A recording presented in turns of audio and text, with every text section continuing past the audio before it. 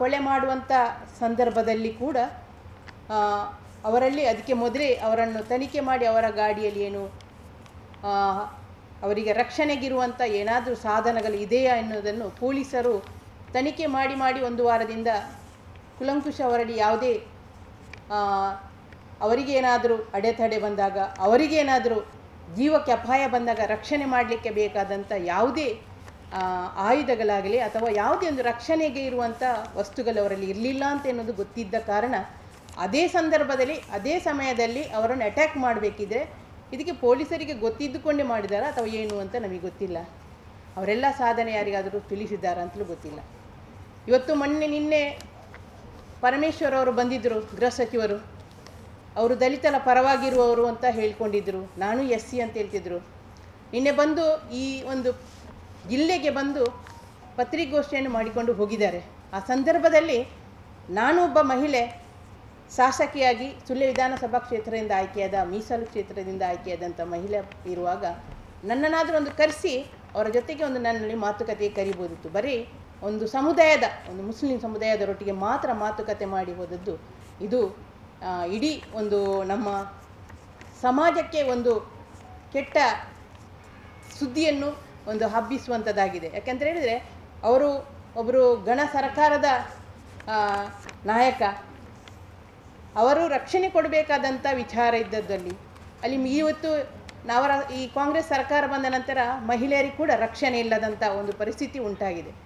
ಆ ನಿಟ್ಟಿನಲ್ಲಿ ಇವತ್ತು ನಾನು ಅವರಲ್ಲಿ ಕೂಡ ಹೇಳ್ತೇನೆ, ಒಬ್ಬ ಗೂಂಡ ಅಂತೇಳಿ ಹಾಕಬೇಕಿದ್ರೆ DKST ಅವರಲ್ಲಿ ಕೂಡ ಒಂದಷ್ಟು ಕೇಸುಗಳಿದೆ, ಅವರ ಬಗ್ಗೆ ಕೂಡ ಕೇಸುಗಳಿದೆ, ಪರಮೇಶ್ವರ ಮೇಲೆ ಕೂಡ ಕೇಸುಗಳುಂಟು. ಅವರೆಲ್ಲರನ್ನೂ ಗೂಂಡಾಗಳಂತೇಳಿ ಆ ಒಂದು ಇದಕ್ಕೆ ಸೇರಿಸಲಿಕ್ಕೆ ಆಗ್ತದ? ಹಾಗಿದ್ರೆ ಅವರನ್ನು ಯಾಕೆ ಬಿಟ್ಟರು? ಇವರೊಬ್ಬರೇ ಸುಹಾಸ್ ಅಂತ ಹೇಳೋರು ಮಾತ್ರ ಆ ರೀತಿಯ ದೃಷ್ಟಿಯಿಂದ ನೋಡಿಕೊಂಡದ್ದು ನಮಗೆಲ್ಲರಿಗೂ ಬೇಸರ ತರುವಂಥದ್ದು. ಇದನ್ನು ನಾವು ಇವತ್ತು ಈ ಒಂದು ದಕ್ಷಿಣ ಕನ್ನಡ ಜಿಲ್ಲೆಯಲ್ಲಿ ಪದೇ ಪದೇ ಇಂತಹ ಘಟನೆಗಳು ನಡೆಯುತ್ತಿರುವುದು ಇನ್ನು ಮುಂದೆಗೆ ನಡೀಬಾರ್ದು. ಯಾಕಂತೇಳಿದರೆ ತಪ್ಪು ಮಾಡಿದವನಿಗೆ ಶಿಕ್ಷೆ ಆಗಲೇಬೇಕು. ಹಾಗಂತೇಳಿ ಆ ಶಿಕ್ಷೆ ಕೊಡುವಾಗ ಅಥವಾ ತಪ್ಪಿತಸ್ಥರ ಮೇಲೆ ಕ್ರಮ ಕೈಗೊಳ್ಳಬೇಕು. ಯಾರು ಅಪರಾಧಿ, ನಿಜವಾದ ಅಪರಾಧಿಯನ್ನು ಆ ತಕ್ಷಣ ಕಂಡುಹಿಡಿದು ಅವನನ್ನು ಅರೆಸ್ಟ್ ಮಾಡುವಂಥ ಕೆಲಸಗಳು ಕೂಡ ಆಗಬೇಕಾಗಿತ್ತು. ಅದು ಆ ದಿವಸ ಆಗಲಿಲ್ಲ, 2 ದಿವಸ ಬಿಟ್ಟು 1 ದಿವಸ ಬಿಟ್ಟು ಮಾಡಿದ್ದಾರೆ. ಇದು ಕೂಡ ಒಂದು ಸರ್ಕಾರದ ಏನು ಪೊಲೀಸ್ ಇಲಾಖೆಯ ವೈಫಲ್ಯ ಅಂತ ನಾವು ಹೇಳಲಿಕ್ಕೆ ಇಷ್ಟಪಡ್ತಿದ್ದೇನೆ. ಇವತ್ತು ನಮ್ಮ ಬೇರೆಲ್ಲ ನಾವು ಯೋಚನೆ ಮಾಡುವಾಗ ಈ ಸಮಾಜದಲ್ಲಿ ಇನ್ನು ಮುಂದಿನ ದಿನದಲ್ಲಿ ಮಹಿಳೆಯರು ಮಕ್ಕಳು ನಡೆದಾಡಲಿಕ್ಕೆ ಸಾಧ್ಯವೇ? ಇಂಥ ದ್ವೇಷವನ್ನೇ ಕಟ್ಟಿಕೊಂಡು ಹೋದರೆ ಸಮಾಜದಲ್ಲಿ ಈ ಸಮಾಜವನ್ನು ಕಟ್ಟಲಿಕ್ಕೆ ಯಾರಿಂದಲೂ ಸಾಧ್ಯ ಇಲ್ಲ. ಆ ನಿಟ್ಟಿನಲ್ಲಿ ದ್ವೇಷವನ್ನು ಬಿಟ್ಟು ಸಮಾಜದಲ್ಲಿ ಪ್ರೀತಿಯಿಂದ ಬದುಕುವಂಥ ಜೀವನ ಆಗಬೇಕು. ಅದಕ್ಕೆ ಪೂರಕವಾದ ಮಾರ್ಗದರ್ಶನವನ್ನು ಸರ್ಕಾರ, ಇವತ್ತು ಸಿದ್ದರಾಮಯ್ಯ ಸರ್ಕಾರ ಇರ್ಬೋದು, ಇವತ್ತು ನಮ್ಮ ಪರಮೇಶ್ವರ್ ಇವತ್ತು ಗೃಹ ಸಚಿವರು ಆ ರೀತಿಯ ಸಂದೇಶಗಳನ್ನು ನಮ್ಮ ರಾಜ್ಯಕ್ಕೆ ಕೊಡಬೇಕು ಇತ್ತು, ಅದನ್ನು ಕೊಡಲಿಲ್ಲ. ಆದ್ದರಿಂದ ಅದನ್ನೆಲ್ಲ ನಾವು ಖಂಡಿಸುವ ಮುಖಾಂತರ ಇವತ್ತು ಈ ಪತ್ರಿಕಾಗೋಷ್ಠಿಯನ್ನು ಕರೆದಿದ್ದೇವೆ.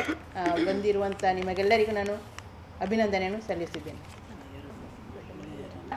ಆ ಸ್ಥಳದಲ್ಲಿ ಘಟನೆ ನಡೆಯುವ ಸಂದರ್ಭದಲ್ಲಿ 2 ಮಹಿಳೆಯರು ಬಂದಿದ್ದರು, ಬುರ್ಕದ ಮಹಿಳೆಯರು. ಅವರು ಯಾರು? ಅವರು ಯಾಕೆ ಅಲ್ಲಿ ಬಂದರು? ಅವರನ್ನು ಇವತ್ತು ಯಾಕೆ ಅರೆಸ್ಟ್ ಮಾಡಲಿಲ್ಲ? ಅವರನ್ನು ಕೂಡ ತನಿಖೆಗೆ ತಯಾರು ಮಾಡಬೇಕು. ಅವರ ಬಗ್ಗೆ ಕುಲಂಕುಷವಾದ ತನಿಖೆ ಆಗಬೇಕು. ಅದೇ ರೀತಿ ಸ್ಪೀಕರ್ ಕೂಡ ನಮ್ಮ ಖಾದರ್ ಕೂಡ ಅವರ ಬಗ್ಗೆನೇ ಒಂದು ರೀತಿಯ ಒಲವನ್ನು ತೋರಿಸುವಂಥ ನಿಟ್ಟಿನಲ್ಲಿ ಮಾತಾಡ್ತಾರೆ. ಅವರ ಬಗ್ಗೆ ಕೂಡ ಇವತ್ತು ಅವರು ಒಂದು ಫೋನಿನ ಮುಖಾಂತರ ಮಾತಾಡಿದ್ದಾರೆ. ಅವರು ನಿರಪರಾಧಿ ಅಂತ ಹೇಳಿದ್ದಾರೆ. ಅದು ಹೇಗೆ ಹೇಳಿದ್ದಾರೆ? ಅದಕ್ಕೋಸ್ಕರ ಅವರನ್ನು ಕೂಡ ಇವತ್ತು UT ಖಾದರನ್ನು ಕೂಡ ತನಿಖೆ ಮಾಡುವಂಥ ಕೆಲಸವನ್ನು ಪೊಲೀಸ್ ಇಲಾಖೆ ಮಾಡಬೇಕು ಅಂತ ಈ ಮೂಲಕ ವಿನಂತಿ ಮಾಡ್ತೀನಿ.